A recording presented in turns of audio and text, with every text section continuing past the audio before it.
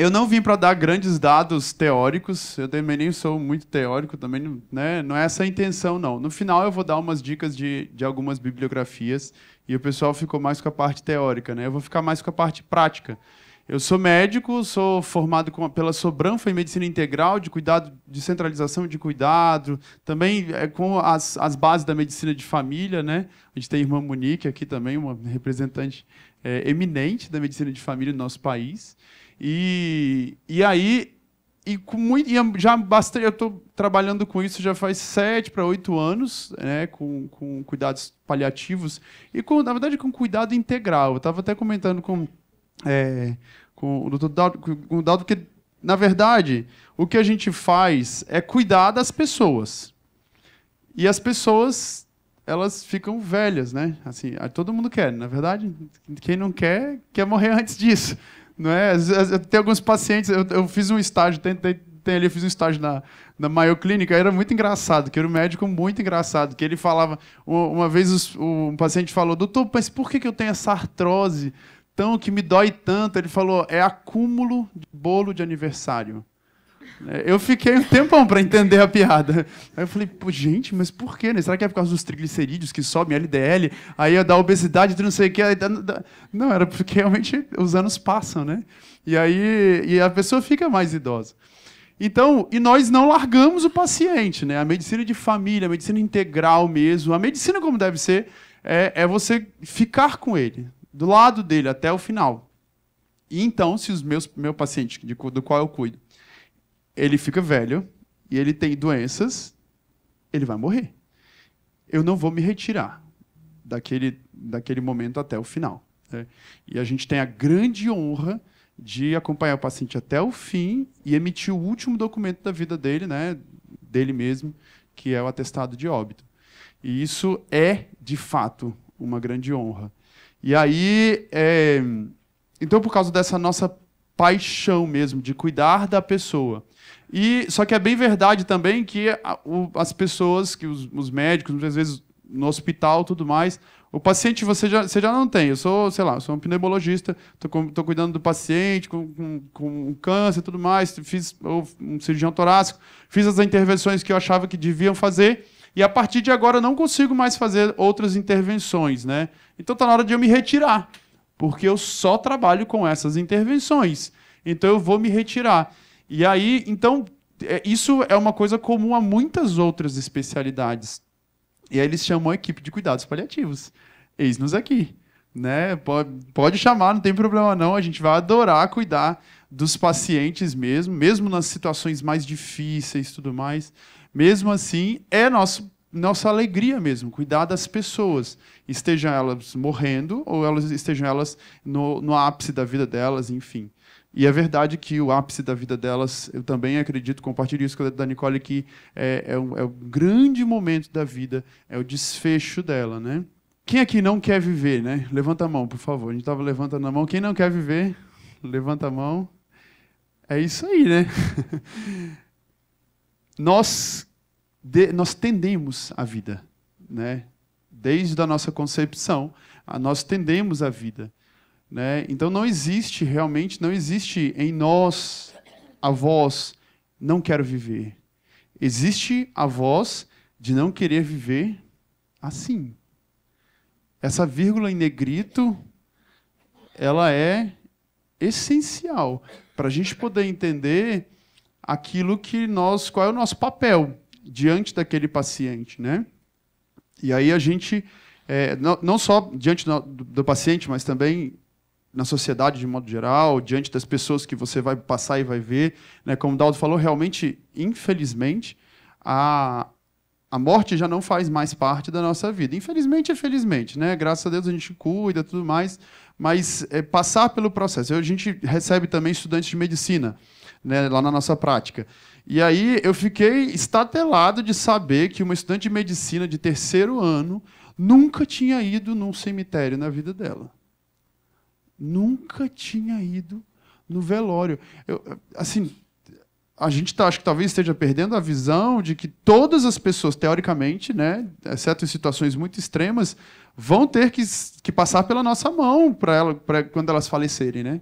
É a mão dos médicos. E se está acontecendo isso no estudante, com o estudante de medicina, definitivamente está muito pior em outras áreas. Muito pior em outras áreas, né? E aí, que ojeriza é essa da morte, né? Algo que é certo. E aí, você já pensou na sua morte? Já pensou do que você vai falecer? Ela falou que ela quer uma morte súbita. Não sei se seus parentes querem tanto assim, não, viu? E a gente fica ignorando essas coisas, né? Elas são... De fato, a morte não é uma coisa que seria desejável por si. Ela é sempre muito dura. Mas você, com certeza, eu falo você, para cada um, vai poder olhar para a própria vida e ver que boa parte dos processos que mais te fizeram crescer foram os momentos de maior sofrimento, né? Olhar para a sua própria vida e ver isso é uma coisa óbvia. É lógico que a gente não quero passar de novo, não. É lógico, gato escaldado, não tem dúvida disso, né?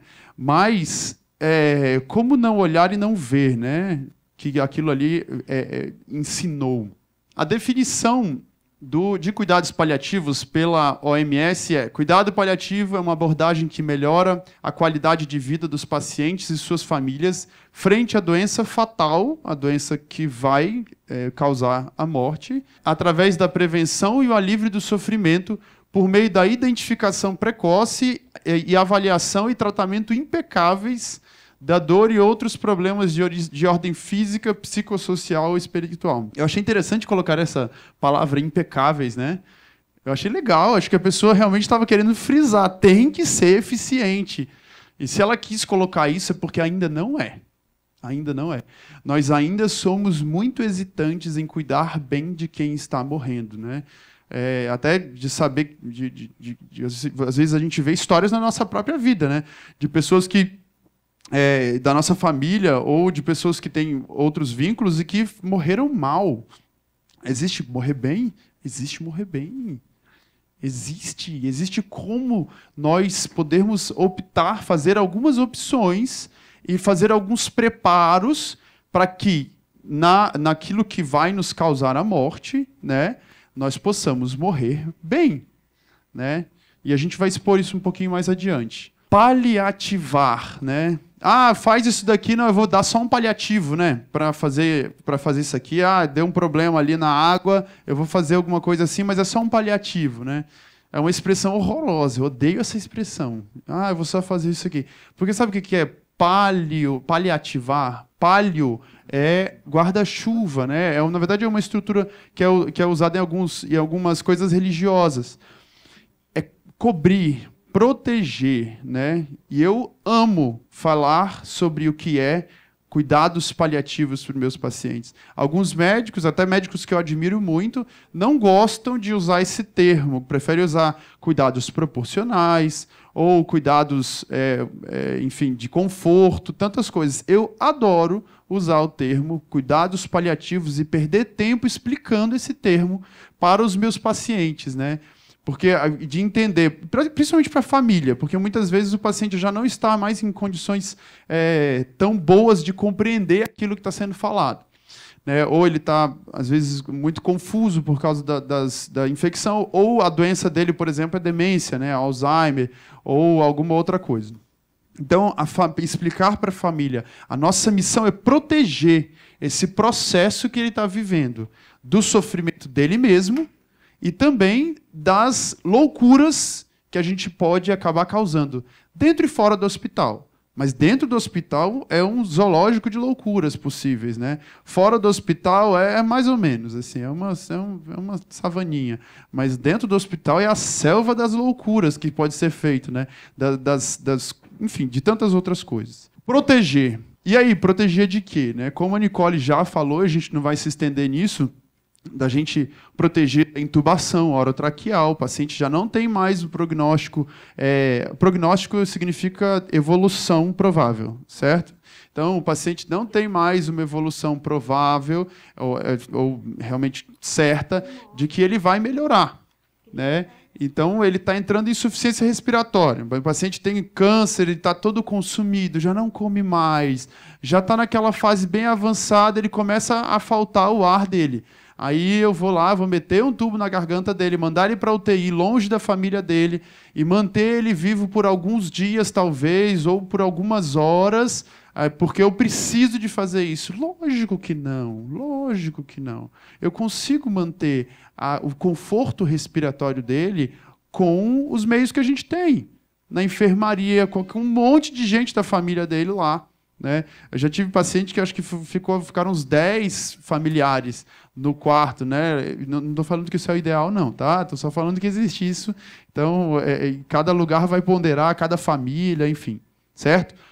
Então, existe como. Eu posso auxiliar e posso ajudar neste processo, de modo que a pessoa viva isso do melhor jeito possível. E aí, esse monitor aqui é só para ilustrar, por exemplo, algumas coisas como droga vasoativa e monitoramentos desnecessários. Né? Isso é uma coisa que vira um inferno na vida de um paciente que tem enfisema no final da vida, é quando a cuidadora descobre o oxímetro de pulso. Né, que é um negocinho que fica lendo a oxigenação. O paciente já está muito assim, aí aquele negócio começa a apitar porque ele está programado para um paciente normal. A cuidadora desespera 24 horas por dia e não consegue deixar ninguém em paz, né? Então, alguns monitoramentos não são bons, é verdade.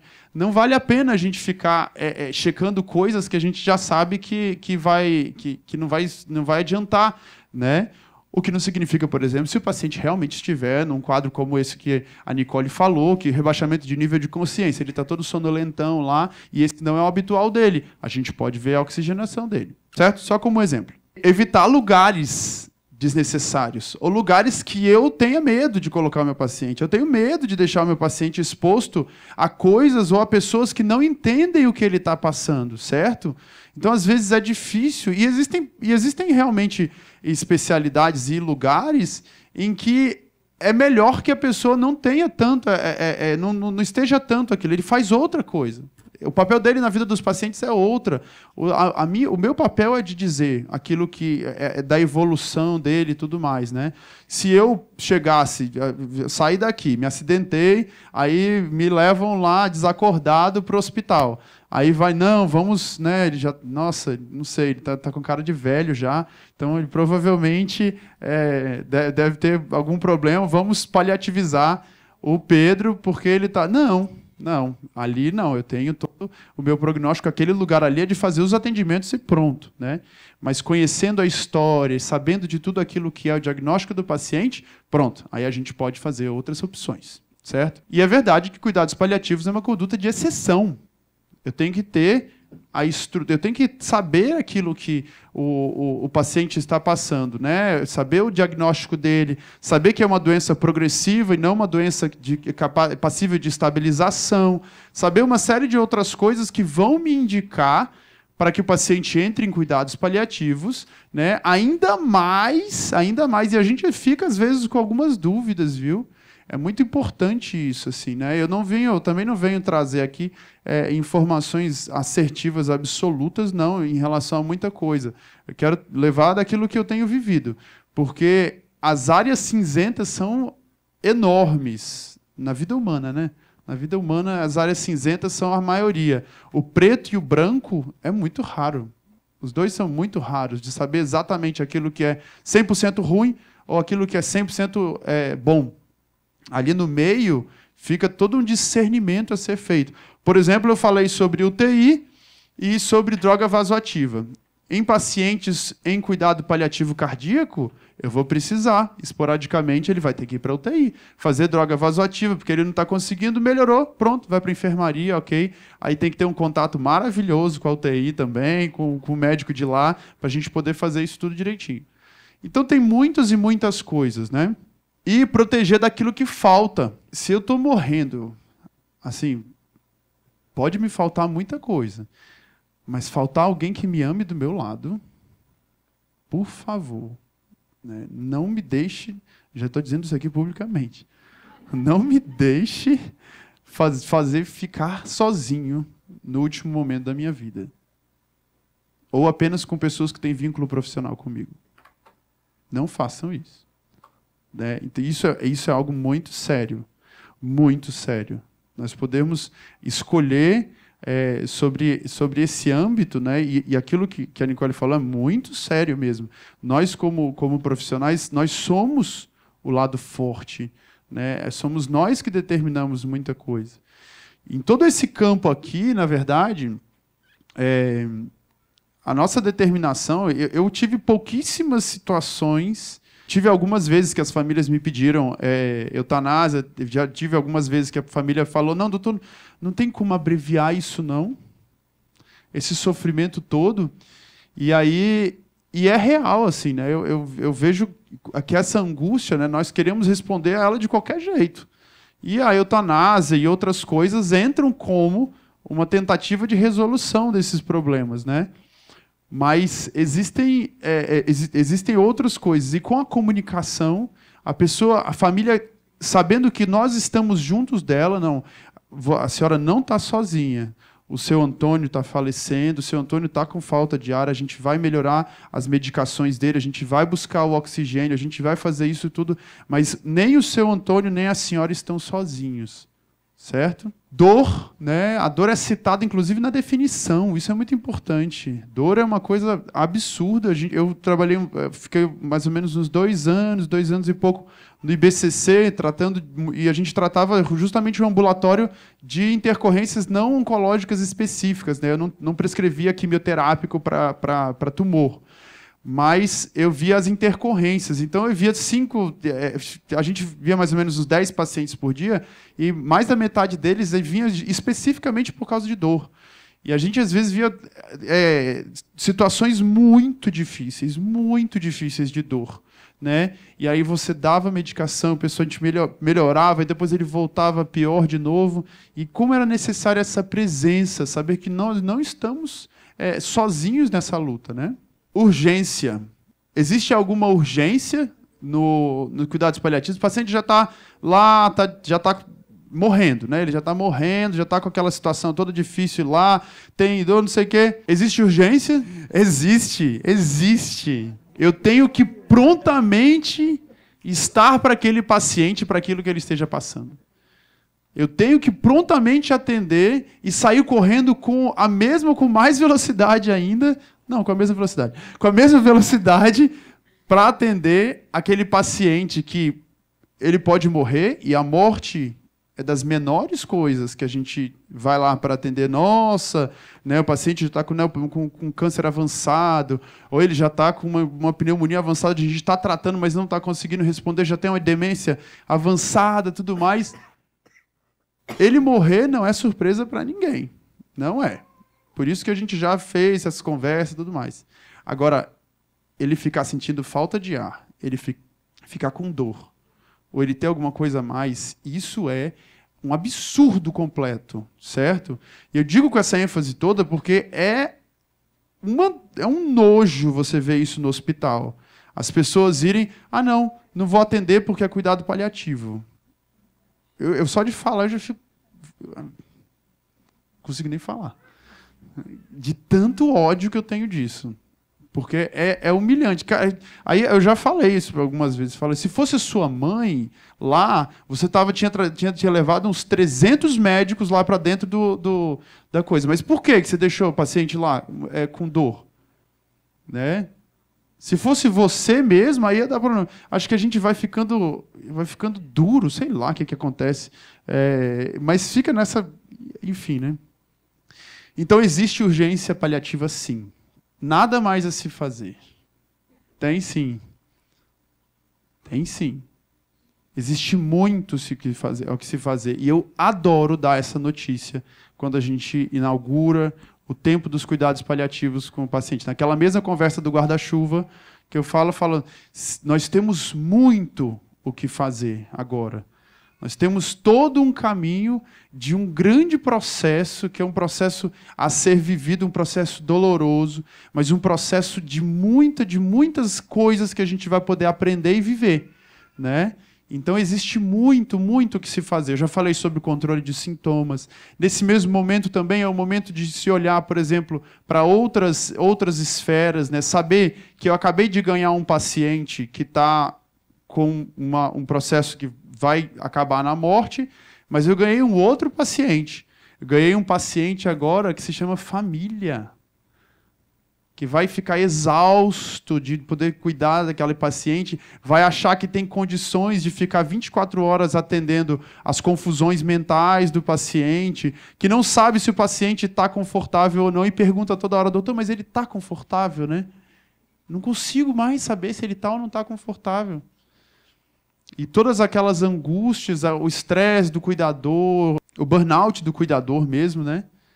Tantas e tantas coisas. Acabei de ganhar mais um ou vários, né? Pacientes que às vezes tem a família.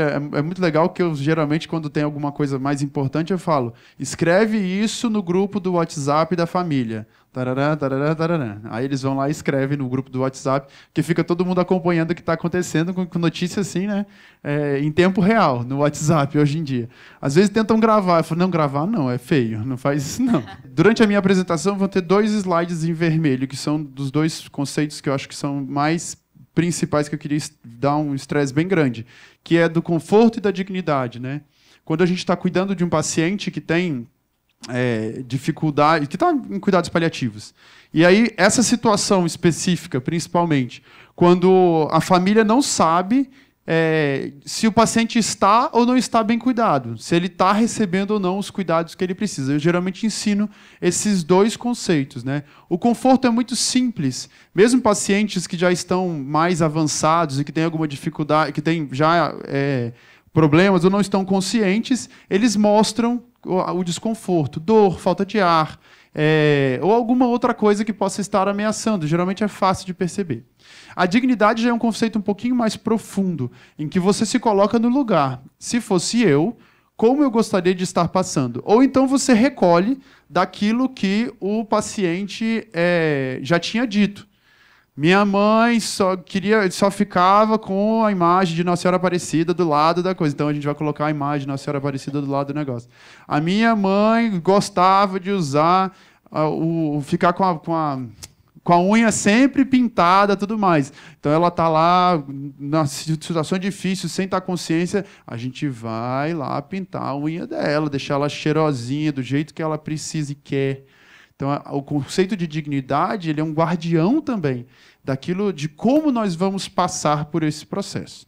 Viver bem e viver mal é uma opção, né? É uma opção nossa. Como é que eu quero viver, né? Uma coisa que é difícil no consultório, muitas vezes, muitas pessoas, atendi paciente recentemente com isso, que vem com uma quantidade absurda de exames, preocupado com todas as doenças do mundo, mas não colocam em prática medidas que produzem saúde.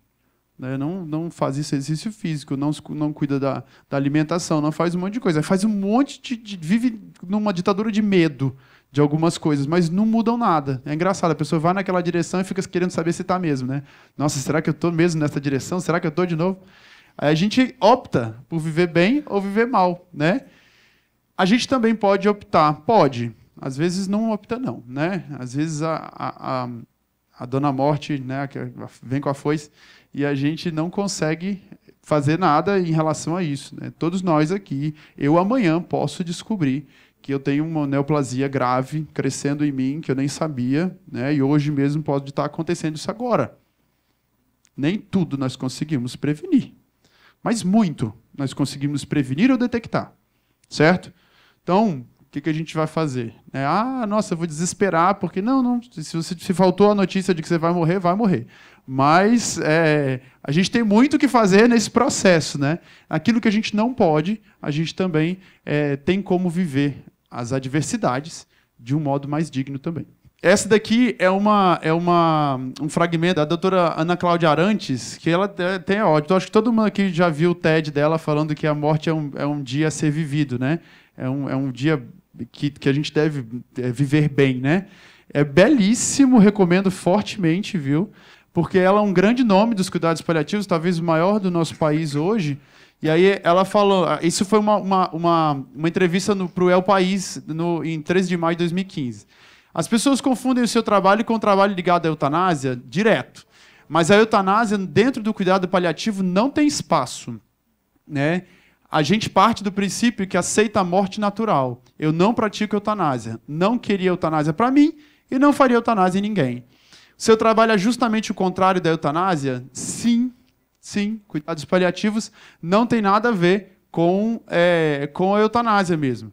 Para que você possa a possibilidade de viver até o último dia da sua vida do jeito que ela veio para você. A eutanásia, o suicídio assistido, eu penso que é como você ter um bolo lindo na vitrine.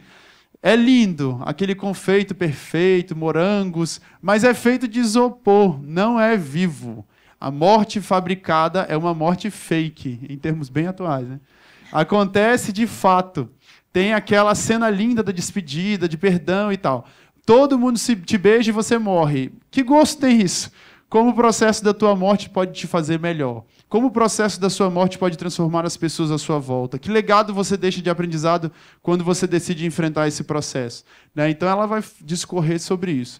Talvez alguns de nós aqui tenhamos a esperança de trazer grandes elementos teóricos para falar sobre eutanásia, até contra, né? com uma boa intenção de falar contra a eutanásia. Mas prescindir da experiência humana, você achar que você vai achar só em protocolos a resposta se de está indicado ou não está indicado, é proibido, é correto e tudo mais, eu não sei como falar sobre isso. Falar que a gente não vai... a morte como uma experiência humana, a doença como uma experiência humana, a vida como uma experiência humana mesmo, assim, de colocar o coração junto, eu não consigo imaginar como a gente faria isso. E esse é o outro conceito, aceitar a vida como ela se apresenta, do começo até o fim. O começo ela tende a vida, tende a crescer, né? Como é o nome é a Martina e a Rebeca, né? A Rebeca tá lá, nem não sabe fazer nada, né? Só comer, fazer cocô, né? E chorar. E ela tende a vida, né? Rebeca, definitivamente, se tiver alguma coisinha, a gente vai lá para cima da Rebeca. Rebeca, pelo amor de Deus. E agora, quando o paciente tende à morte, muda um pouco as coisas, né? Muda as coisas. Muda o modo que a gente vai ver, as intervenções que a gente vai fazer. Rebeca teve algum probleminha, entrou em insuficiência respiratória, Deus me livre, certo? Ela tem que ir para a UTI, tem que fazer diversas coisas. Mas diante de um diagnóstico realmente terminal, a gente vai proporcionalizar as coisas, né? Deixar elas nas suas devidas proporções. Tem um termo que é muito interessante, que a gente pode usar obstinação, obstinação de como é? Terapêutica, ou futilidade médica. Eu achei tão legal, né? Ousado, né? Os médicos fúteis. Eu achei interessante, né? Não é a pessoa que quer usar roupa de marca, não. É um negócio é uma pessoa que quer ficar entubando quem não tem indicação de intubação. Aí entram alguns conceitos que, para mim, foram bem balizadores também em relação à minha concepção particular.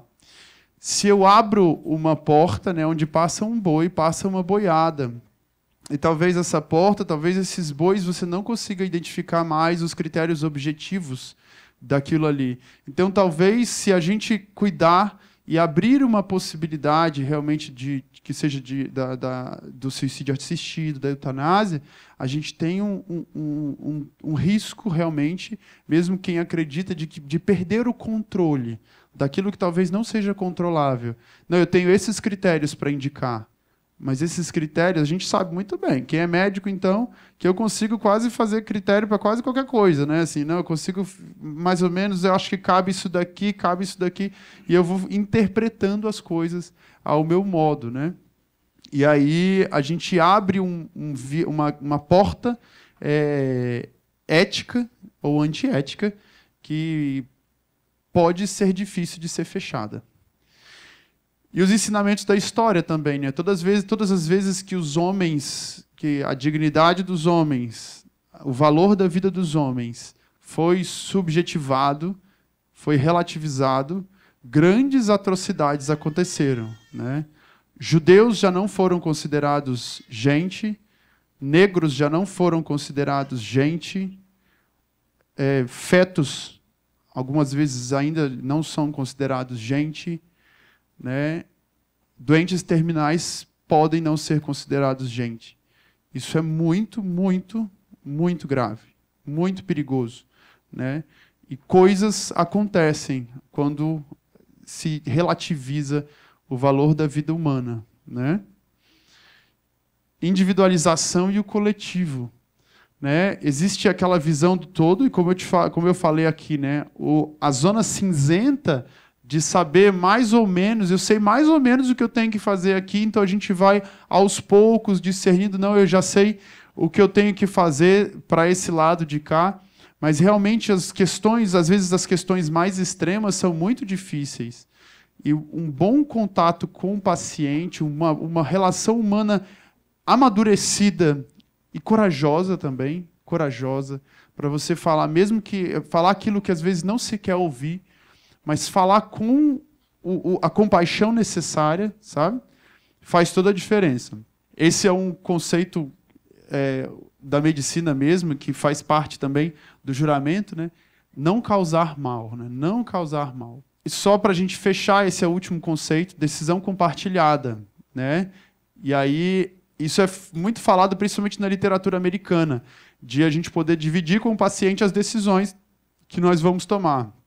Mas tem acontecido, né, muito, é que, na verdade, ao invés de ter uma decisão compartilhada, é uma decisão delegada. Olha, o seu pai está com isso, o que você quer que eu faça? Quer que eu leve para a UTI? Quer que eu faça? Eu não sei. Eu já tive pacientes que falaram, não, doutor, eu achava que a UTI era o melhor lugar de todos, onde o paciente é mais bem cuidado no hospital. Não é assim. Existem indicações para ir para lá. O nível de complexidade não significa melhor cuidado mesmo. Mesmo. Deus me permita morrer em casa, se Deus quiser, né? Mas não, a UTI definitivamente não é o lugar para alguns pacientes, e é exatamente o lugar para outros, né? Então, a decisão deve ser compartilhada de verdade, de você expor. Às vezes eu falo para os pacientes, essas são as opções, mais ou menos isso aqui é o que eu acho, o que você acha, né? Então é isso aqui. Alguns pacientes ficam meio temerosos e falam, se você precisar, eu decido por você. Pode confiar que a gente vai, eu decido por você para a gente poder perseguir adiante. Essas são algumas sugestões, né? O Padre Léo, o Padre Léo Pessini, é um grande escritor também de bioética. Os livros são formidáveis, são maravilhosos e são bem explorados e bem humanos também, assim, cheios de muitas coisas práticas, certo? E também no site da Sobranfa tem alguns artigos interessantes. E é isso aí. Muito obrigado.